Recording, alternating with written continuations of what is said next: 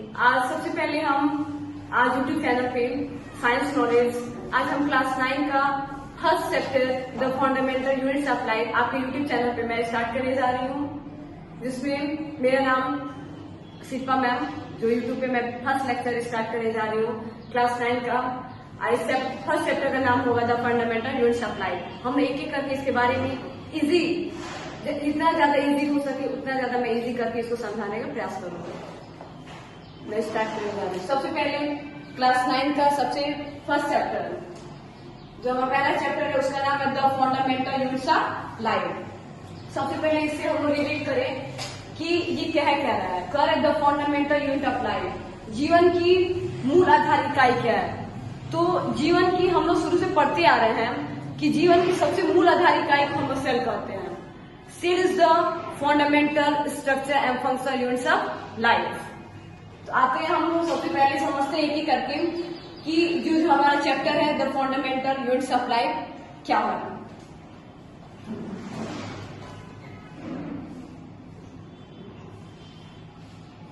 सबसे पहले इस चैप्टर को समझने के पहले हम लोग समझना पड़ेगा कि द फंडामेंटल यूनिट ऑफ जो लाइफ है, यानी जीवन का जो मूल आधार इकाई है, उसको क्या कहेंगे। तो जीवन की मूल आधार इकाई को हम लोग सेल कहते हैं। क्या कहते हैं? सेल। सबसे पहले इसको समझने पहले हम समझना स्टार्ट करते हैं सेल क्या है। सेल, तो सेल जो होता है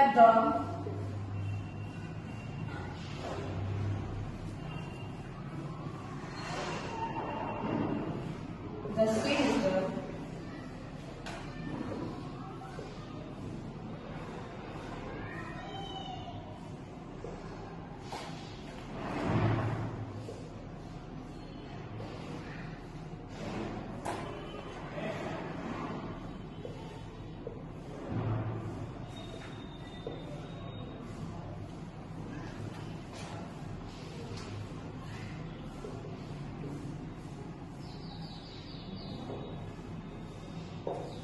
सबसे पहले हम लोग चैप्टर 9 के जो फर्स्ट बायोलॉजी का पहला चैप्टर जो स्टार्ट किए हैं, उस चैप्टर का नाम है the fundamental unit of life, यानी जीवन का मूल आधार इकाई क्या है।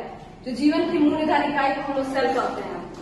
सेल जो है the cell is the fundamental structure and functional unit of life. जो कोशिका होती है जीवन की मूल आधार, संरचनात्मक और फंक्शन यानी कार्यात्मक इकाई होती है। ठीक है, तो सबसे पहले हम समझेंगे कि structure organisation in living organism. ये तो अभी हम लोग समझे कि सेल क्या है। अब हम लोग समझने जा रहे हैं कि structure organisation in living organism में स्ट्रक्चर ऑर्गेनाइजेशन कैसे होता है।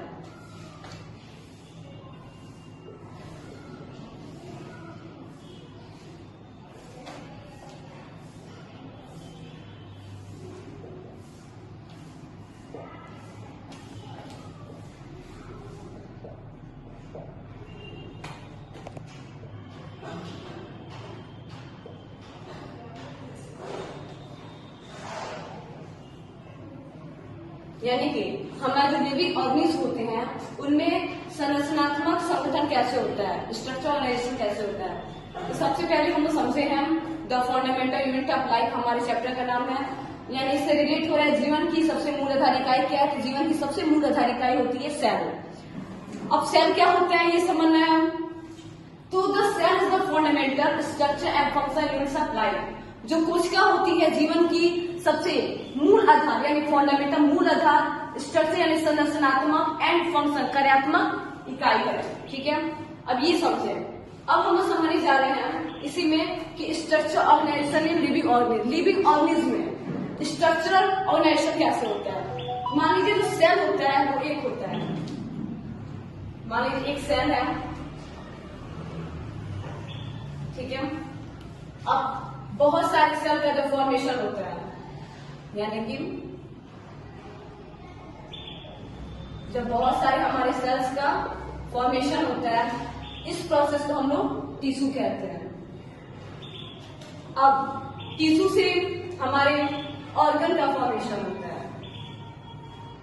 ऑर्गन हम शुरू से पढ़ते आ रहे हैं, जो ऑर्गन होते हैं यानी हार्ट, ब्रेन, लंग्स, ये हमारे सारे क्या हैं? सारे हमारे ऑर्गन हैं। अब ऑर्गन से हमारे ऑर्गन सिस्टम का फॉर्मेशन होता है। ऑर्गन सिस्टम में हम लोग पढ़ते आ रहे हैं डाइजेस्टिव सिस्टम, रेस्पिरेटरी सिस्टम, ये हमारे सारे क्या है? ऑर्गन सिस्टम है।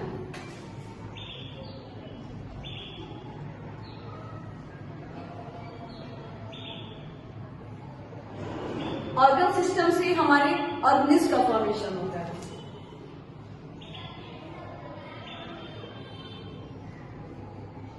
ऑर्गेनिज्म, जब हम लोग बात करते हैं ऑर्गेनिज्म की, तो हम लोग हमेशा ये याद रखेंगे लिविंग ऑर्गेनिज्म की बात कर रहे हैं। जब ऑर्गेनिज्म का बात आता है तो हमेशा हम याद रखेंगे ये लिविंग ऑर्गेनिज्म का बात हो रहा है। लिविंग ऑर्गेनिज्म मतलब जैसे इंसान हम लोग हैं, प्लांट्स है, बैक्टीरिया है, ये सारे क्या है? हमारे लिविंग ऑर्गेनिज्म है। ठीक है, तो हम लोग ये देखें कि एक सेल से, जब एक सेल है, जब बहुत सारे ग्रुप मिला, यानी ग्रुप ऑफ सेल, जब सेल का समूह मिला तो टिश्यू का है। जब जो हमारा टिश्यू है, टिश्यू से हमारे ऑर्गन का फॉर्मेशन हुआ।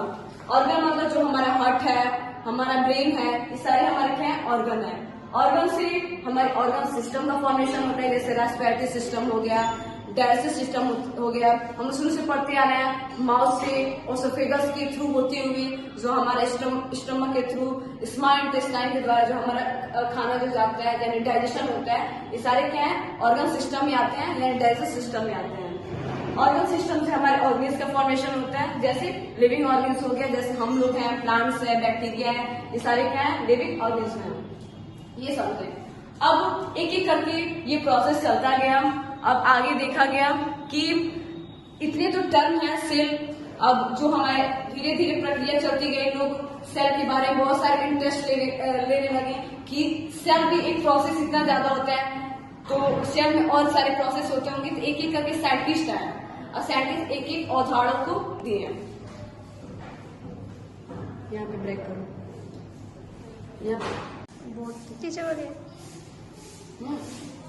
अभी तक हम लोग पढ़े हैं सेल के बारे में जाने। अब उसके बाद हम लोग जो हमारा लिविंग ऑर्गेनिज्म में जो स्ट्रक्चर ऑर्गेनाइजेशन होता है उसके बारे में जाने। अब हम लोग एक एक करके समझने जा रहे हैं discovery related to cell. Cell से कौन कौन सी डिस्कवरी हुई है।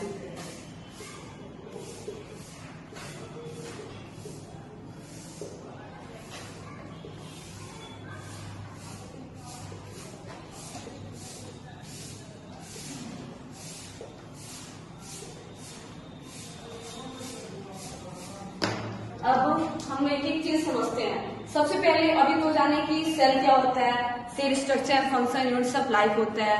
फिर एक सेल से किसका फॉर्मेशन होता है, सेल से टिश्यूज का, टिश्यू से ऑर्गन का देखें, ऑर्गन से ऑर्गन सिस्टम, ऑर्गन सिस्टम से ऑर्गेन्स का फॉर्मेशन देखें। अब हम समझने जा रहे हैं कि जो सेल जो टर्म दिया गया है, किसके साइंटिस्ट के द्वारा दिया गया है और इसका डिस्कवरी कौन किया। तो सबसे पहले जो सेल का टर्म दिया एक साइंटिस्ट ने, जिसका नाम था रॉबर्ट हुक।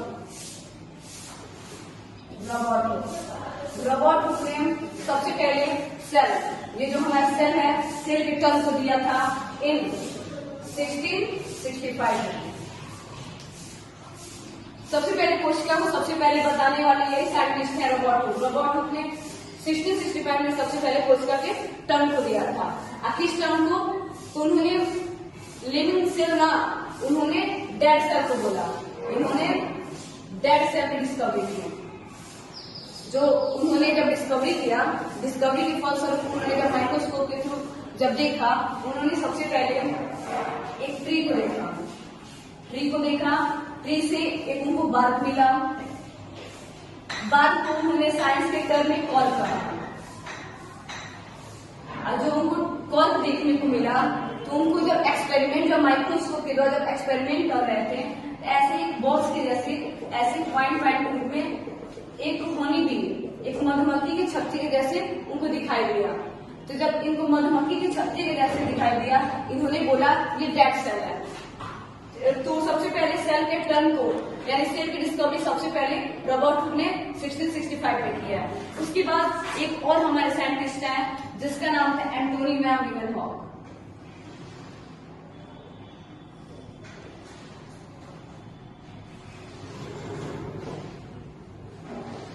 एंटोनी वॉन लीवेनहॉफ इन 1674। फिर उसके बाद जैसे जैसे जो हमारा रोबोट हो गया, जब सेल का जब डिस्कवरी कर रहे थे तो जो ये ट्री को देखें और ट्री को जो देखें तो उनको बार्क बोले, अब बार्क को उन्होंने कॉर्क बोला। जब कॉर्क को देखें तो उनको एक डब्बे के जैसे कॉम्प के रूप में हनी बी यानी मधुमक्खी के छत्ती के जैसे दिखाई दिया, और जब छत्ती के जैसे दिखाई दिया तो उन्होंने बोला नहीं ये डैट सेल है। उसके बाद सेकेंड हमारे साइंटिस्ट आते हैं, ऐसे ऐसी प्रक्रिया चलती रही, प्रोसेस चलता रहा, सेल के बारे में लोगों को बहुत इंटरेस्ट आने लगा। उसके बाद हमारे सेकेंड साइंटिस्ट आते हैं जिसका नाम है एंटोनी वॉन लीवेनहॉफ।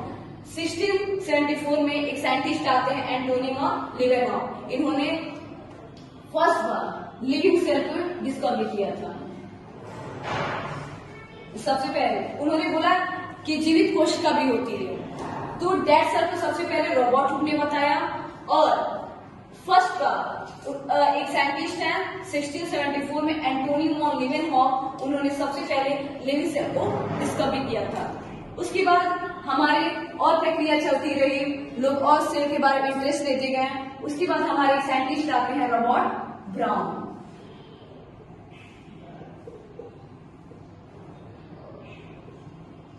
रॉबर्ट ब्राउन इन 1831 इन्होंने न्यूक्लियस को डिस्कवर किया था। इन्होंने सबसे पहले न्यूक्लियस के बारे में बताया था। हाँ, कोई चीज न्यूक्लियस भी होता है। न्यूक्लियस क्या होता है? मान लीजिए एक हमारा ये सेल है, सेल में सबसे बाहर हमारा क्या होता है? सेल वॉल होता है, फिर हमारा प्लाज्मा मेम्ब्रेन होता है, अंदर यहाँ पे ये हमारा ऐसा कुछ न्यूक्लियस होता है। न्यूक्लियस में ऐसे हमारे थ्रेड स्ट्रक्चर्स पाए जाते हैं, इसको इन्होंने न्यूक्लियस बोला। तो सबसे पहले जब लिविंग सेल का डिस्कवरी हो गया तो 1831 में रॉबर्ट ब्राउन है, और रॉबर्ट ब्राउन ने न्यूक्लियस का डिस्कवरी किया यानी खोज किया। उसके बाद हमारे एक और साइंटिस्ट आते हैं जिसका नाम है परकिंजे।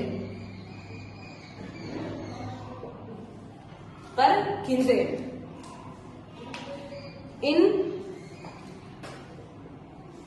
1839 में एक साइंटिस्ट आते हैं परकिंजे, उन्होंने प्रोटोप्लाज्म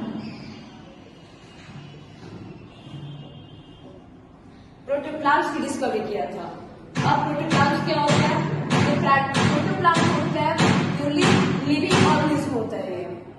जो प्रोटोप्लाज्म होता है लिविंग ऑर्गेनिज्म होता है, मतलब ये सेल वॉल को छोड़कर जो हमारे प्लाज्मा मेम्ब्रेन होते हैं, फिर इसमें जो हमारा न्यूक्लियस पाया जाता है, इसमें जितने भी हमारे सेल ऑर्गेनेल्स पाए जाते हैं, यानी कि सेल्स में जो हमारे सेल्स ऑर्गेनेल्स पाए जाते हैं वो सारे क्या है? हमारे प्रोटोप्लाज्म।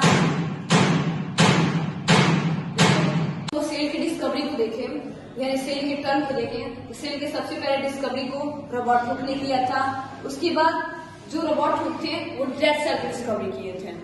फिर उसके बाद फर्स्ट टाइम हमारे एक साइंटिस्ट है एंटोनी वॉन लीवेनहॉफ, उन्होंने सबसे पहले लिविंग सेल को बताया कि हाँ किसी भी कोशिका में लिविंग सेल्स भी होता है।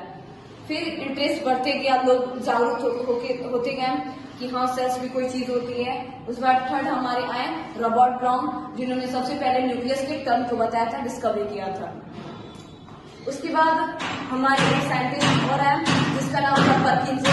परकिंजे ने प्रोटोप्लाज्म की टर्म को दिया था, यानी लिविंग ऑर्गेनिज्म को बताया था कि जो सेल्स में जितने भी हमारे ऑर्गेनेल्स होते हैं लिविंग पार्ट, वो सारे क्या है? प्रोटोप्लाज्म है। उसके बाद हम एक और टर्म आता है, ये साइंटिस्ट है, उसके बाद सेल थ्योरी है।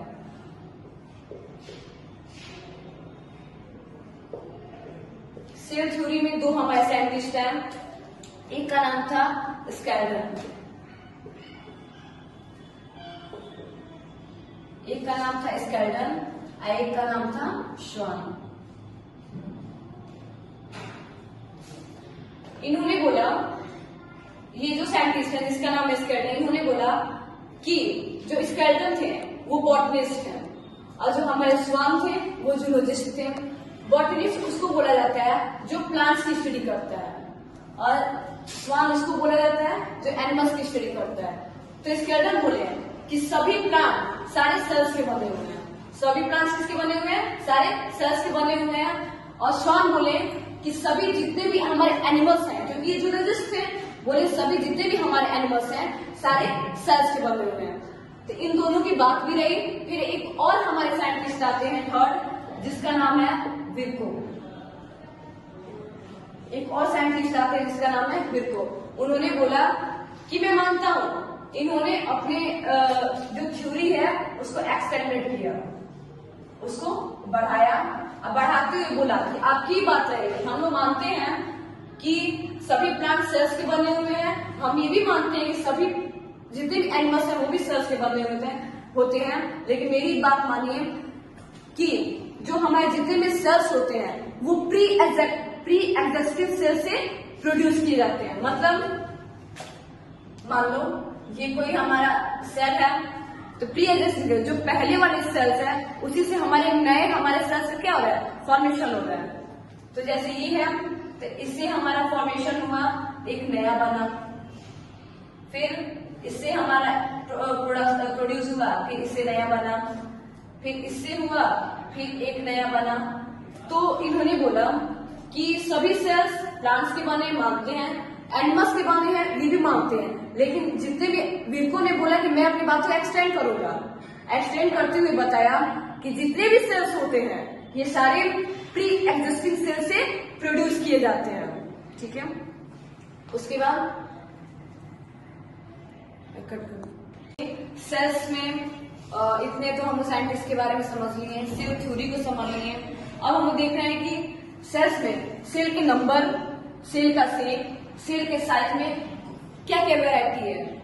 जो भी हमारे ऑर्गेनिज्म में सेल के कितने नंबर्स को रखते हैं, शेप को, साइज को हम एक एक करके समझेंगे।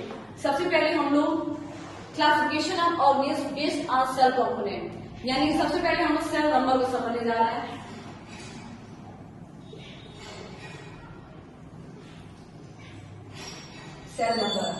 सेल नंबर में सबसे पहले classification of organism based on sale component, यानी सेल कंपोनेंट पर आधारित ऑर्गेनिज्म का वर्गीकरण कैसे करते हैं। तो सेल कंपोनेंट पर आधारित किसी भी ऑर्गेनिज्म का वर्गीकरण जो होता है दो पार्ट में किया जाता है।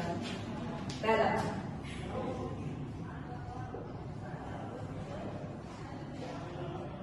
यूनिसेलुलर ऑर्गेनिज्म,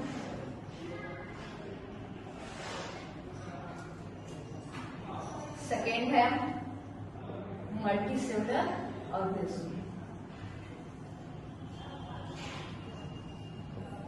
मल्टीसेलुलर ऑर्गेनिज्म तो जो भी हम लोग जब सेल कंपोनेंट पर आधारित किसी भी ऑर्गेनिज्म का जो क्लासिफिकेशन करते हैं दो टाइप में करते हैं। फर्स्ट यूनिसेलुलर ऑर्गेनिज्म और सेकेंड मल्टीसेलुलर ऑर्गेनिज्म।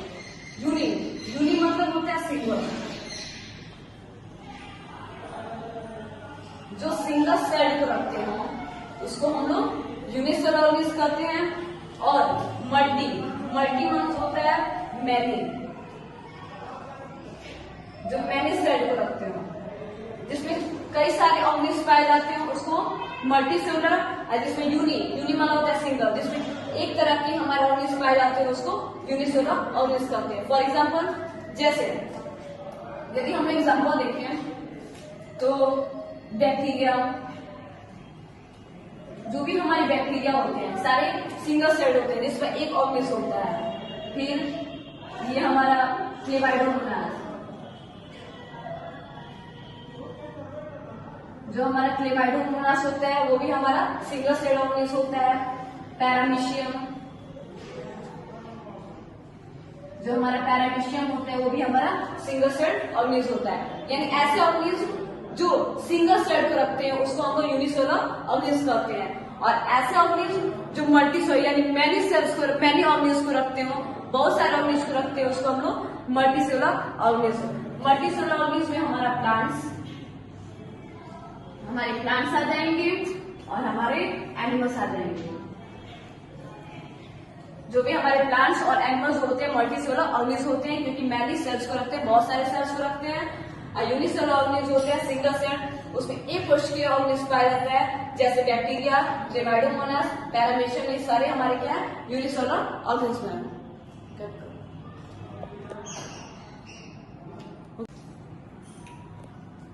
अभी हम लोग देखे हैं सेल्स नंबर को, सेल्स नंबर 2 टाइप में देखे हैं, यूनिसेलुलर ऑर्गेनिज्म और मल्टीसेलुलर ऑर्गेनिज्म। अब हम लोग सेल शेप को देखते हैं। जो हमारा कोशिका जो शेप होता है, जो सेल का जो शेप होता है, वो जरूरी नहीं है कि ओवल ही हो। हमारा कोशिका का जो शेप होता है ऐसे सर्कुलर भी हो सकता है, कुछ ऐसे शेप में भी हो सकता है, कुछ हमारे जो होते हैं कुछ ब्रांचेस भी, मतलब कुछ ब्रांचेस भी हो सकते हैं।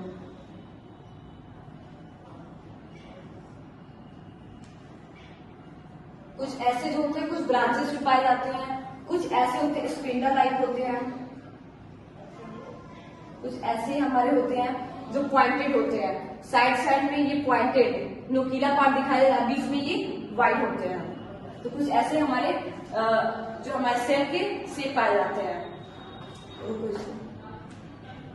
इसके ऊपर हम सेल के साइज को बताना है। जो सेल का साइज होता है 2 होता है, एक तो स्मॉलेस्ट लिविंग सेल,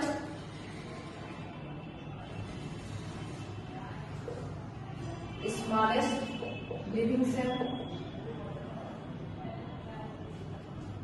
और एक होता है longest living cell.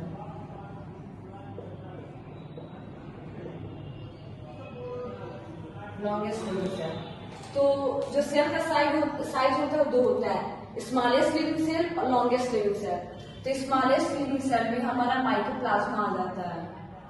Mycoplasma, mycoplasma जो होता है सबसे स्मॉलेस्ट लिविंग सेल्स माना जाता है, और लॉन्गेस्ट लिविंग सेल में ऑस्टिच आता है।